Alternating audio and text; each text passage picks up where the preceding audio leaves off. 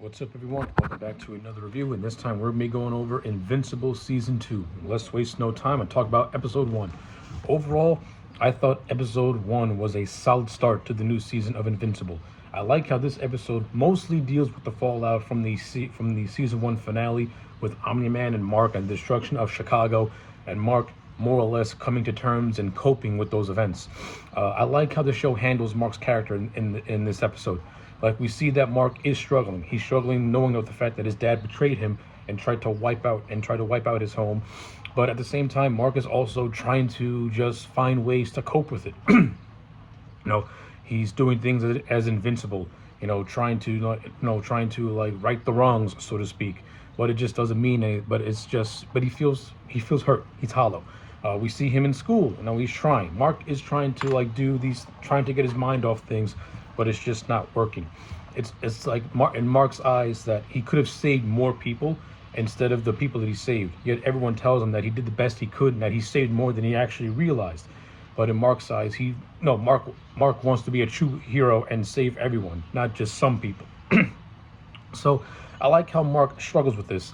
And of course, this pays off with him eventually working for Cecil after he more or less begs him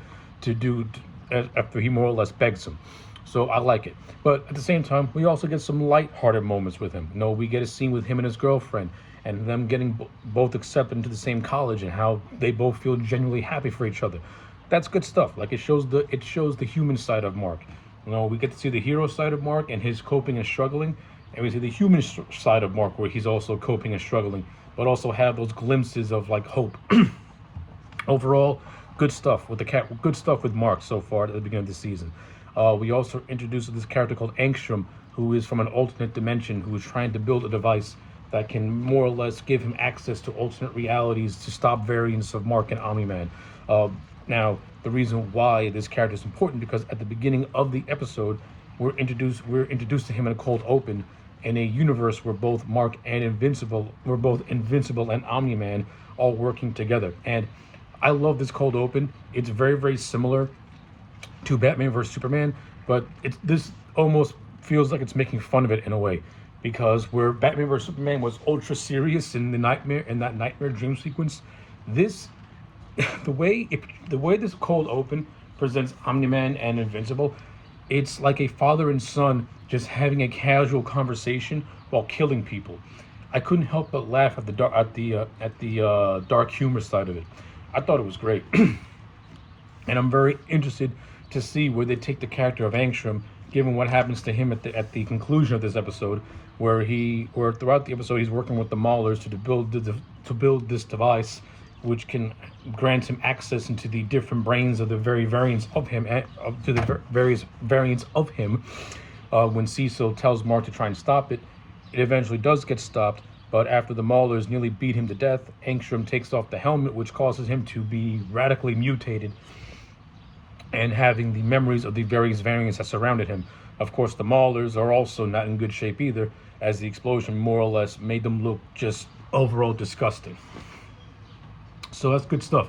Like, the season sets up Angstrom to be the big bad, so to speak. So I'm interested to see where it goes. But I also like the character of Angstrom. I like how he's someone who's a pacifist, who doesn't want to have violence, who doesn't really believe in violence.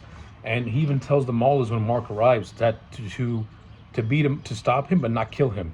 And it's actually Angstrom who saves Mark in a way by taking off the helmet, because he sees that the Maulers are about to kill him. But given his mentality, he stopped it. But at the end, he's kind of sacrificed himself, and now he's going to turn himself into a villain. So I like it. It's decent. We get some other good stuff here too. We get a nice scene of Debbie and Olga from season 1 as Olga tries to comfort Debbie, since she's also in grief about the things that Nolan did. That was a nice scene. We get a nice scene with Mark and Eve, who makes a return. So that was good stuff too. We also have the Guardians, who are now going to be led by Immortal, and the season also establishes that Immortal is going to start being leery of Mark, and for good reason. If you remember season 1, Immortal and the Guardians were killed by Omni-Man, so it makes sense that Immortal would be very leery of Mark. Of course, also remember season one, Immortal was erected, and he and Omni Man had a humongous fight. Oh, and he had a big fight with Invincible and Omni Man. So, good stuff. Is this the first episode did what I wanted to do, which is set up things that are going to be expanded on and explored upon. Of course, I cannot wait for Omni Man to be reintroduced and just to see his fallout from his fight with Mark. So yeah, overall, I thought episode one was a solid start to the season, and I cannot wait to see where it all leads to. Okay, so episode two sees Mark and his friends graduating high school, but before that happens, Invincible has a little bit of a tuffle with Doc Seismic, who makes a return from season one. Invincible takes care of him. We get to the whole graduation stuff. We get some more good stuff with Mark and Justine, where they have a nice little scene where Mark takes her to Las Vegas on top of the Eiffel Tower. But the biggest takeaways from this episode is the stuff that happens with Debbie, and pretty much her suffering from her own version of PTSD, especially with especially since she's having a hard time coping with the fact that Nolan, Omni-Man, basically just treated her as absolutely nothing but a mere pet. So every time she's constant having reminders about that. She finds out that Invincible is working with Cecil, and of course she's really not too thrilled about that either. Like, yeah, this episode is more Debbie focused, and you really get to see just the torment that's going through her mind, and these constant things that just remind her of what her husband did to her. There's this really good scene where she's doing an open house, and she's showing this couple the house, but the husband keeps berating his wife, and this is where Debbie gets that anger where she says, "This woman is not your pet," and stuff like that. Like, good stuff. I think the stuff with Debbie is actually really some of the better parts of this episode. It was really good. The stuff with Invincible, more or less, Invincible has to go to Atlantis because of one of the heroes of Atlantis that worked with Omni-Man. They pretty much want Mark. They pretty much want Mark to pay for his father's sins. When Mark gets there, he finds out that instead of having to marry the queen and be king, he has to do a trial by combat by taking on this mammoth kaiju, which he eventually defeats. After the kaiju destroys Mark, and Mark barely survives with his life, he destroys the creature's voice box because the screams of the creature were causing serious damage to Mark. And of course, after Mark beats the creature, it more or less eases tension with the Atlanteans. So, yeah, in terms of Mark as a superhero, that's his main thing. We get some stuff with Adam Eve where she's trying to help the city rebuild the city of Chicago. We get a nice little scene where she helps rebuild an apartment complex. We get more stuff with her parents. Her mom still relatively supportive, while her dad is still a piece of shit, still a dick. And it gets even worse, where the dad reveals that the reason why the city wasn't doing a lot of repairs was because it was built on a sinkhole, and that means that the apartment complex that Eve helped build pretty much got destroyed. However, there were no casualties, which is a good thing. We also have another subplot with this stowaway Martian who is taking the guise of a human, who is trying to join the Guardians. Now, it's interesting to see how this is going to play into the future. And of course, the episode ends with an impending Martian invasion, and of course, towards the end we get more with Dr. Angstrom, as he finds an alternate version of Mark that's being held captive by the Guardians. So yeah, overall, episode 2 was solid. I think episode 1 was better, but episode 2 still does a good job at continuing the story. And again, it's only a matter of time before Omni-Man makes his return. Okay, so episode 3 is the Tale of Two Cities. So I'm going to do my best to try and keep the review for episode 3 as short as I possibly can. But to give the big moments, Mark finally goes to college, and he and Ember finally consummate their relationship. Now, while that's happening, the episode takes a different turn for the first half, as it becomes an episode about Alan the Alien, who makes his return from season 1, once again voiced by Seth Rogen. So basically, we get an origin to Alan, as he was created to be a weapon to try and counter the Vultramites. Even though Alan's incredibly powerful, he is still weak. He is still weak when compared to Vultramites. So more or less he becomes more I want to say someone that the coalition trusts immensely, because Alan's race of aliens are currently in a war with the Vulture trying to survive their enslavement and whatnot. So, to make a long story short, Alan is one of the more prominent members of the coalition, and he has been tasked as to finding a mole that is currently within the Unopan Empire, who are who are selling secrets to the Vultramites. This whole thing concludes with Alan being destroyed, getting his ass kicked by a bunch of Vultramites, and more or less on life support. We also find out that Alan has himself a little girlfriend, and stuff like that. But it's also revealed that this character known as Thaddeus, who is more or less like the leader of the coalition, may be the one that is selling secrets to the Vultramites as he turns off Alan's life support towards the end of this segment. And now we go to the second half of this episode, which now focuses back on Mark, focuses on his college life. We also get stuff with Debbie, with her going to like a spouses of superheroes type of group session, in which she befriends the husband of the superhero, the Green Ghost, which does not go very, very well towards the end, where she makes the revelation that to the husband about what about her being connected to Omni-Man, being his spouse and stuff like that, and that leads to a very, very disturbed rift between the two.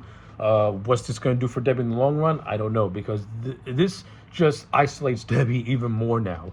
After this big fight that these two characters have, Debbie's now going to be isolated from the group, as he said, "Don't come back," and stuff like that. So the stuff with Debbie gets more and more tragic, and then you get the stuff with Mark. More or less, Mark's whole thing is that he's been contacted by this alien insect to go save their world, called Thraxa, from a bunch of meteorites. Now, of course, we find out that there is no meteorite. In fact, the reason why Mark goes to Thraxia is because we find out at the episode's end that Omni-Man, his dad, is the king of Thraxia. So that's basically the big takeaway, is that yes, Omni-Man and Mark are going to finally have their face off, and we're going to finally see these two post the big battle they had at the end of season 1. Then you have the stuff with the Guardians, in which is more or less focused on Monster Girl and Rudy and the formation of their relationship, and Monster Girl basically having Rudy discover like some of Earth's greatest things, like going to the movies and having cheeseburgers and stuff like that. This subplot between Rexplode and Multiple Girl is also being expanded upon, because it's revealed in episode 1 that she's in a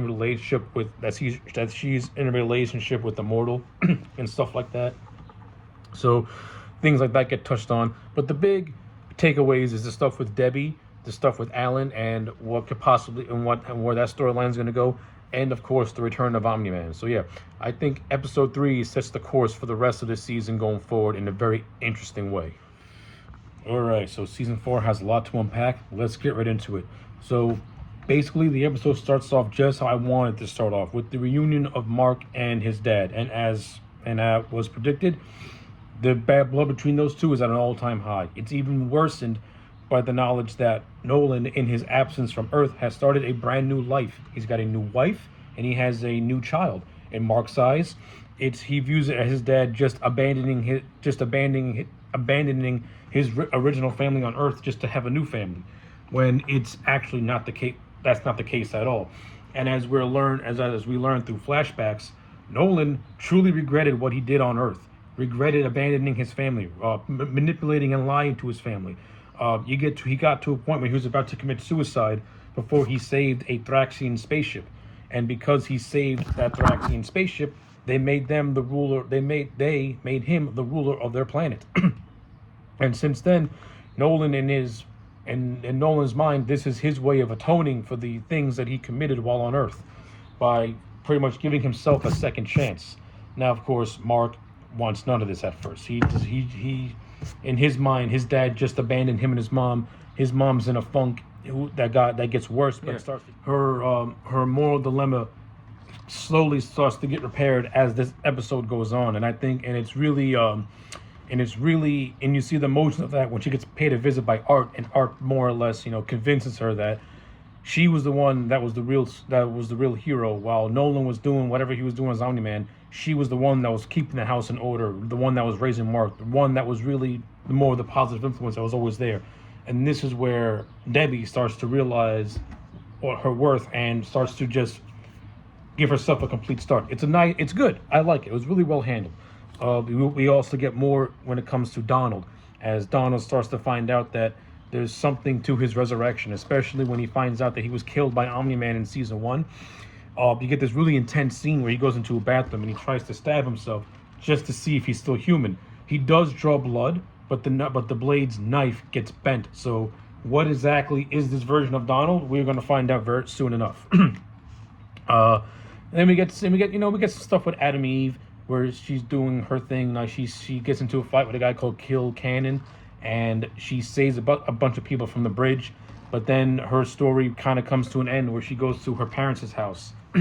Of course, Adam Eve is still struggling with her issues, and she's trying to get that stuff resolved. So where that goes as the series goes on, as the season goes on, I'm curious to know as well. But back to the stuff on Thraxia, which is where the bulk of the story takes form. So more or less, once the Vulturemites start to invade Thraxia and start to threaten these people and start killing these people, this is where Mark and Nolan start to not really make amends, but they start to join forces in a way. And pretty much, Nolan's wife Andressa pretty much tells Mark while he's trying to protect her and his brother that his father does truly regret the things he did and does truly love him.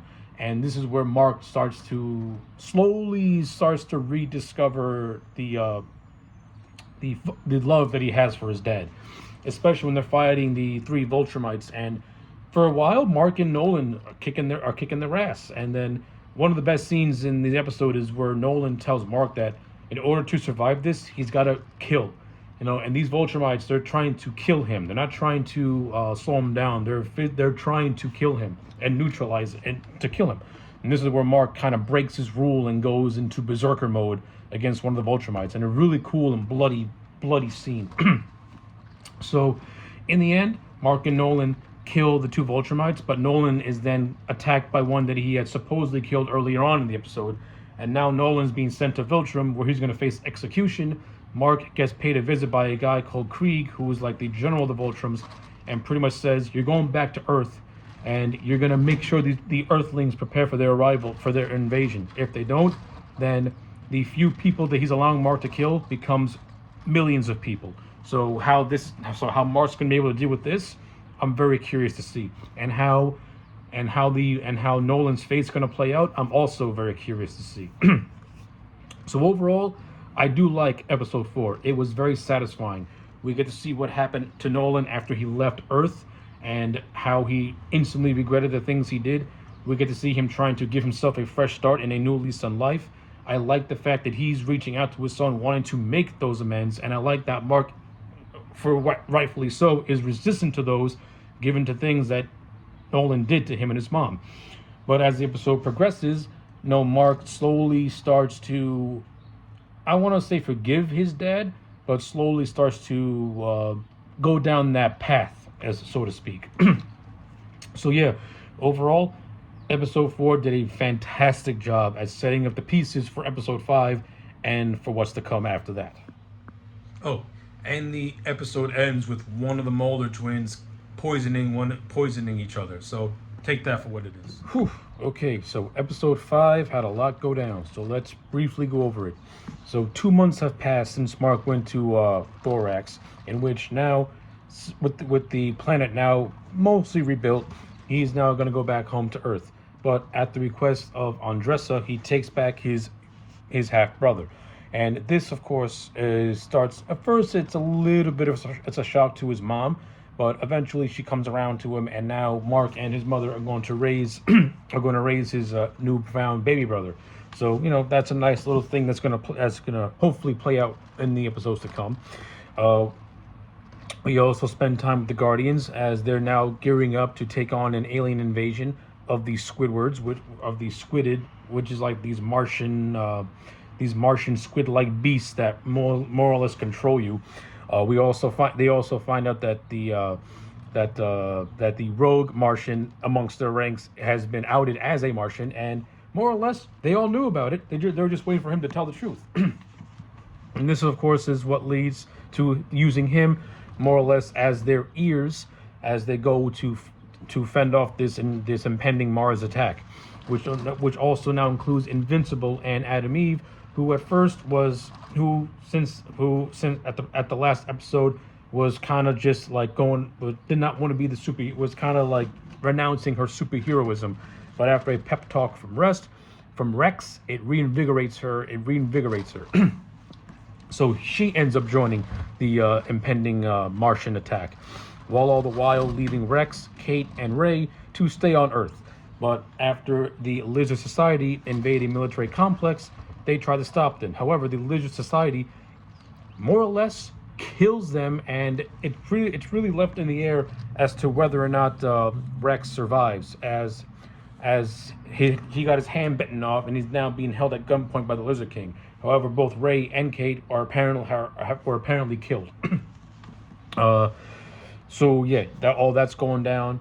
All that stuff's going down. Plus, we find the revelation that the Donald in season 2 is actually a robot.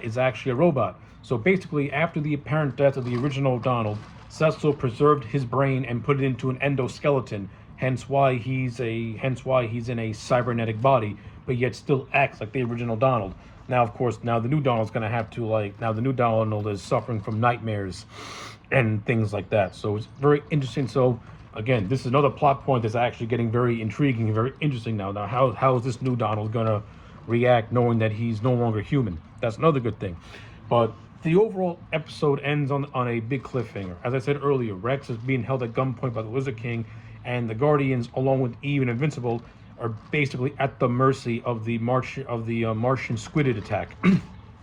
So we don't know so it's all left in the air if our heroes are going to survive this.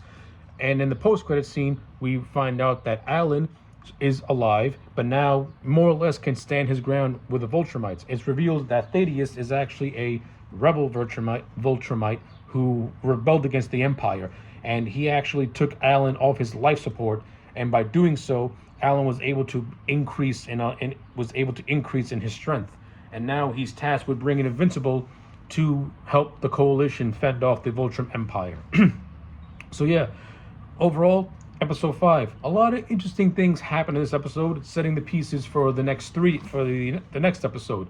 I'm not really a big fan of Kate and Ray being killed off, but then again, I always forget that they're in this. But I like how Rex, while still maintaining his assholery, he actually gave Eve a very good pep talk in his own little way, kind of inspired her to get back to being a superhero. So I like that. The episode also teases that both Mark and Justine, they're about to have a lot of tense relationships, especially since Mark has to go back into space after coming back from space. We can see the growing tension that's going to happen between these two, more on the lines of Mark just is never going to have time for anything. So, and of course, his baby brother on Earth being raised by his mom and Cecil, more or less making it obvious that he wants the kid. That's also going to play a factor, which I'm very curious to see how that all plays out as well. Okay, so episode 6 has a lot to unpack. Let's go through this as fast as we can. So we find out that Rex survived his ordeal with the Lizard King and then brutalizes him. Our heroes, who are being attacked by the Martian squidids, manage to narrowly escape by various means, and in so doing rescue an astronaut named Russ, who was left behind in the first season. Now we go back to Earth. Debbie, Mark's mother, decides to raise his half-brother and naming him Oliver. And then she has a little montage where she goes through different babysitters to finally settling on one who reveals that she is working for Cecil, but she only acknowledges Debbie as her employer and nobody else. So it's going to be interesting to see where that leads to. We get the funeral for Duplicate and the effects that it takes on Immortal. Immortal questions why he's feeling the emotions he's feeling, and it's revealed. And Black Samson tells him it's because that you are in love with this woman. So, Immortal is basically, I think what this show is actually doing, and that no one's picking up on, is that Omni-Man and Immortal are, for as different as they are, they're the same because they both feel compassion for the humans in their own way. You know, for example, Nolan was supposed to rule these people, but he ended up feeling compassion for them because, well, the woman he married gave him a son. Well, the immortal, he's somebody who has lived for over 2,000 years, basically cannot die, has seen everything, but it's this one death that really crushes him because he truly cared about this person. So it's good to see these superpowered beings feel like human because, you know, being on Earth has done that to them. So that was pretty good to see. We also get more with Justine and Mark and their relationship, which is becoming very, very strained, and it leads to a nice little montage where they're both talking to Art and Eve, respectively. Speaking of Eve, Eve's feelings for Mark start to reinvigorate a little bit, and I think that's going to lead to a triangle, which I'm not totally on board with. But since I like the characters of Justine and Eve and Mark, I think it could work if it's not done in a teen drama like way, is what I'm getting at. I don't know. I kind of like the idea of Eve and Rex kind of getting together. Like this is like a different Rex who had a brush with death, and now he sees life in a different way. I think that could be. I think that's something that the show could really go into a direction in. We also find out that the astronaut that was saved from Mars actually gets repossessed by another squidid. So it's going to be interesting to see what. I wasn't really crazy about that because we just did that story. Now we're going to go back to it again, which is just now we're just going to retread water that we just accomplished, which I'm not really a fan of. That's just the show spinning its wheels till it gets to the finale. Speaking of finales, the overall finale of this episode is this: Mark and Alan have a nice conversation, with Mark giving Alan some sci-fi books that his dad wrote that were given to him by Art. Mark thinks that within these books contains a weakness or a potential way to defeat the Viltrums, and he gives these to Alan so that way Alan can give it to the Coalition, so that way they can find some answers. That was cool. But then we get to the the two big endings, in which we see that Nolan is still alive but being interrogated by the Viltrums, and Angstrom returns, and now he's on his Earth, well, after being gone for most of the season, we're gonna finally gear up to see how his storyline ends. So overall, to me, episode 6 was a mixed bag.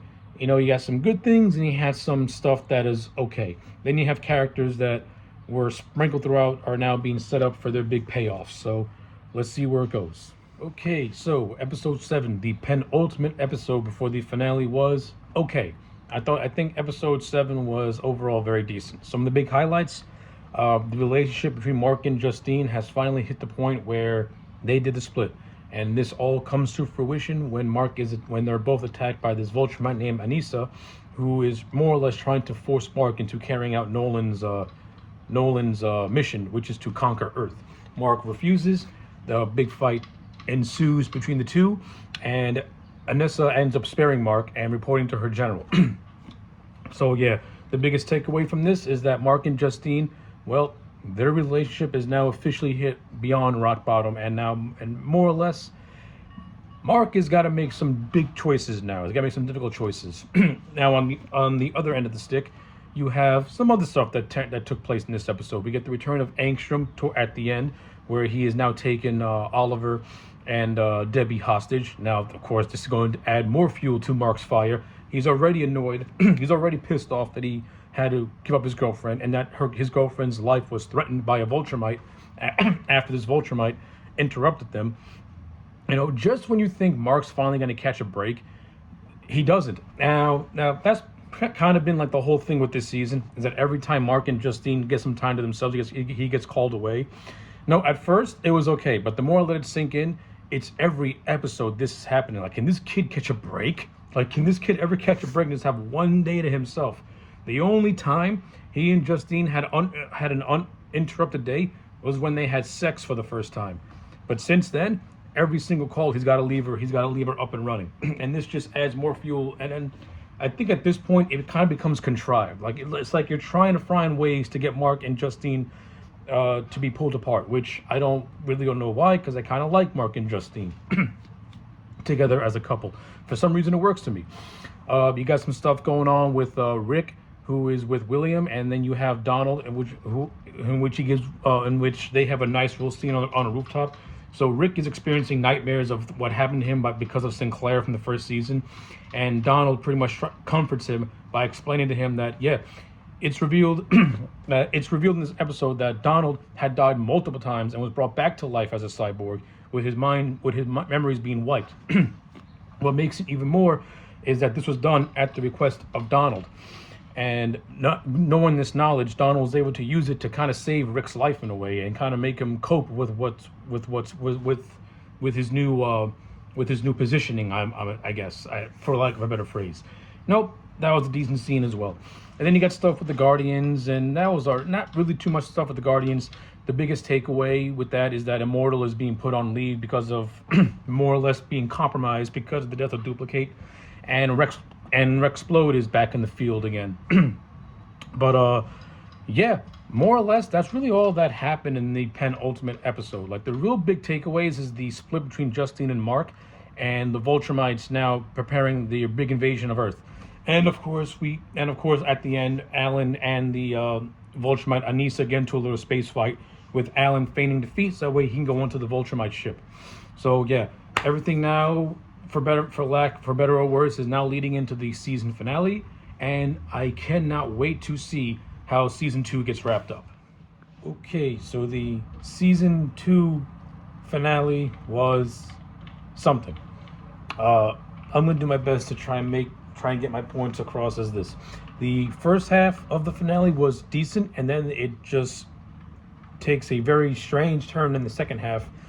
But yet the post-credit scene sets up something that can be very, very cool and interesting for season 3. So let's just go over it. The first half of the finale sees Mark defeating Angstrom after Angstrom teleports him through different dimensions and multiverses. It all culminates with Mark finally losing control and killing Angstrom after Angstrom viciously attacks his mother and his little brother Oliver, breaking his mother's arm and was about to use the little baby to beat her to death. Mark loses control, he kills Angstrom, and feels immense regret over it. This stuff I like.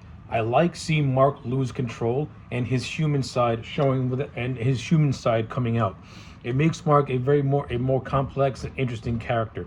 And there's also a scene where the Guardians of the future that Mark is in help get him back to his reality after he has a little talk from Eve, who basically, the older Eve tells Mark to tell the younger Eve about their feelings and stuff like that. So okay, that stuff was okay. We get back to the prime dimension. Mark's mom is okay, yet hurt. The little baby is fine.